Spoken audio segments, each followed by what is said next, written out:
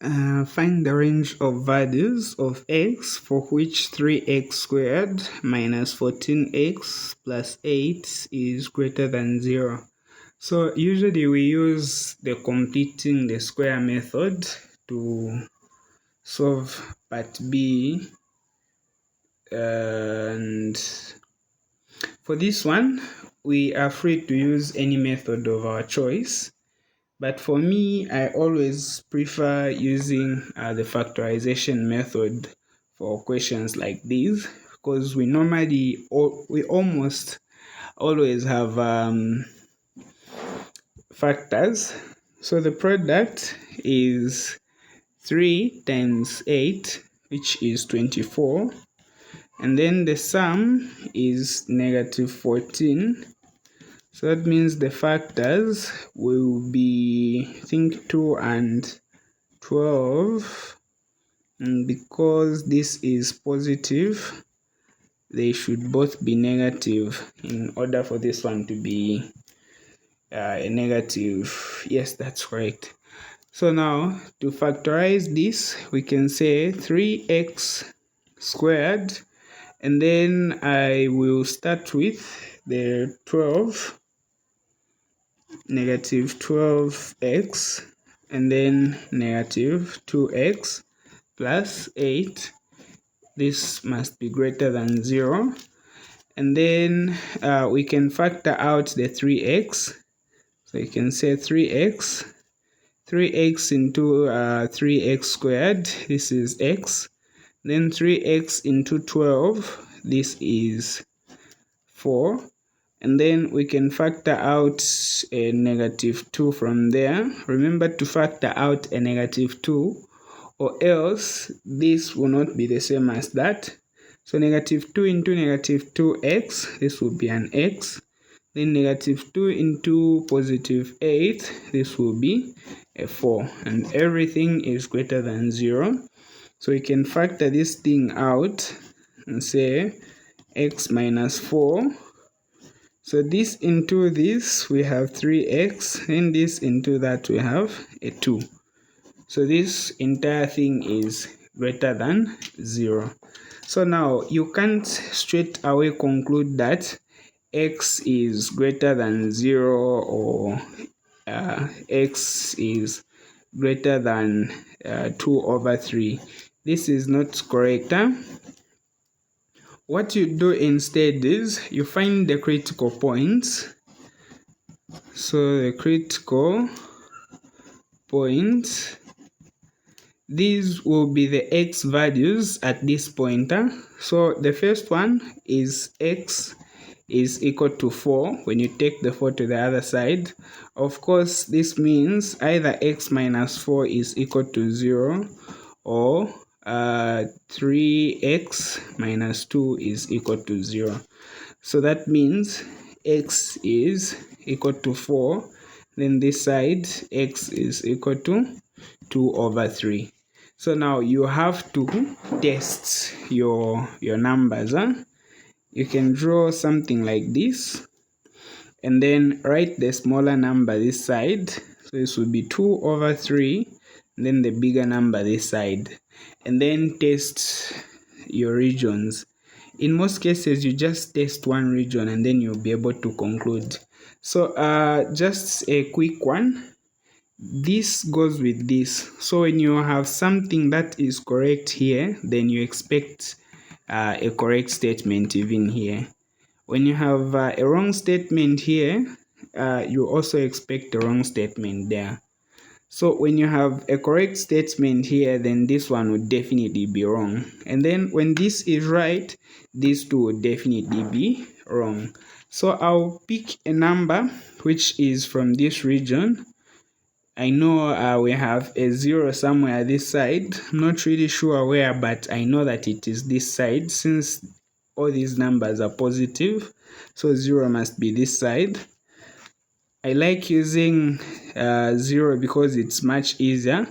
So I have 3. I'm getting it from there.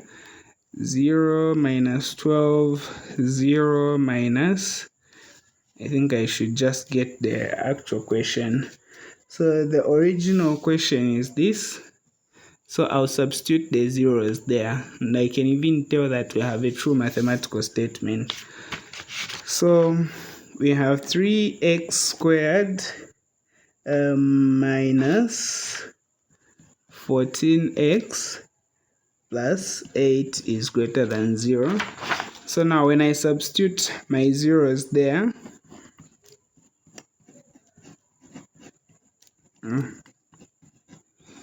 as you can see, this will be a 0, this will be a 0. We just remain with an 8, which is greater than 0. And this is true. We know that 8 is indeed greater than 0. So that means my answers will come from here and there. If you are dubious, you can pick a number from there and test it. Let's try to do that. So if you pick a 5 from there, you have 3, and then you have a 5 squared minus 14, 5 plus 8, which is greater than 0. So this is 25 times 3, this is 75. And then this times this will be 70, and then we have an 8 greater than 0. So this minus this is 5 plus 8. Surely, even before adding, you can tell that this is true. Whatever you get after adding these two numbers will be greater than 0. So even this is correct. So now this may be enough, but you have to make a conclusion like this. So you can say x is less than this 2 over 3. Remember that all the numbers this side are less than this. Or x is greater than 4. Remember that all the numbers this side are greater than 4. So now let's move on to the next part. The next part, so we normally use the completing the square method. If you want me to use it, I can do that in another video. For now, I just want to use the easiest method possible, because I realized that a lot of you are struggling with the completing the square method, which is actually easy.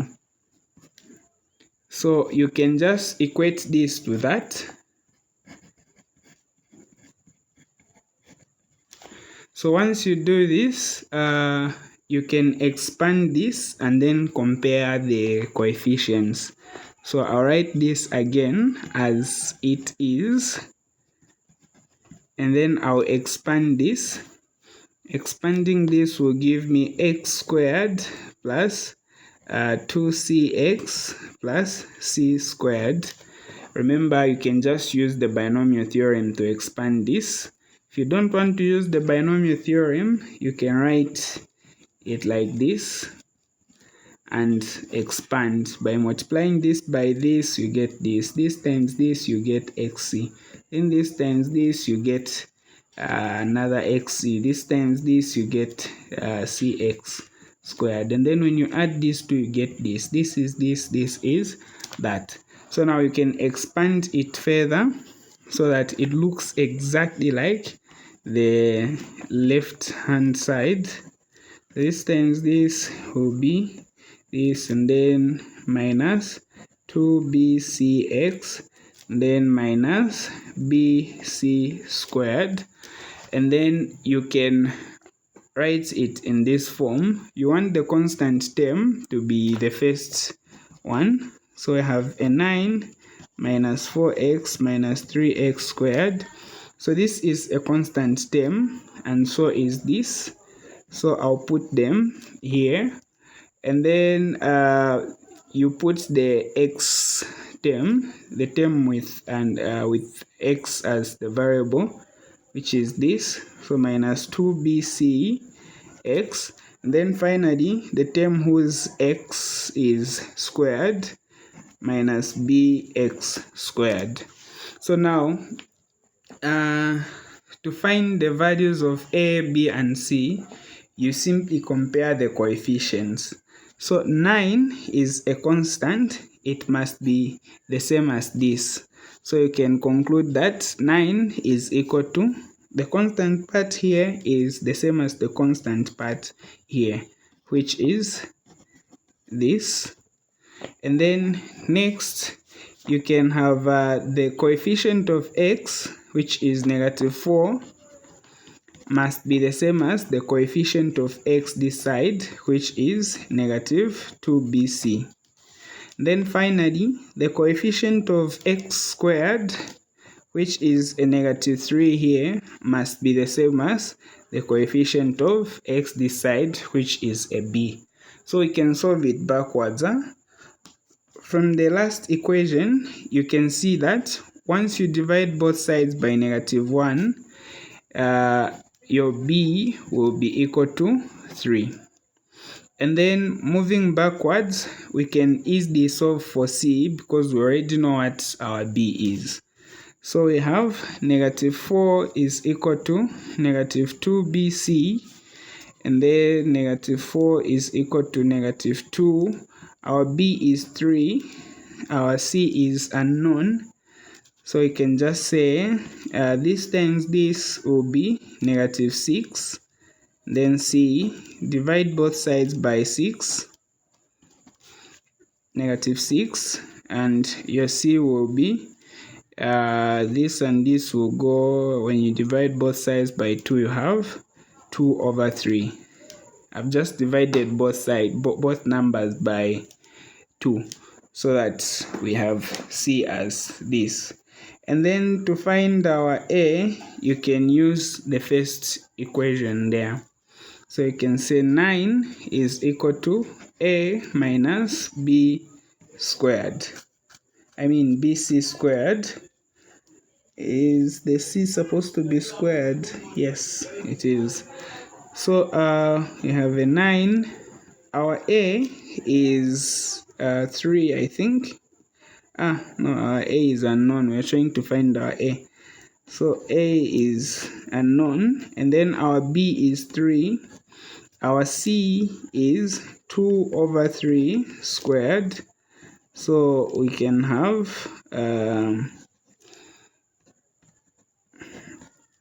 this will be 4/9, and then you can just reduce this so that you have 9 is equal to a minus 4/3.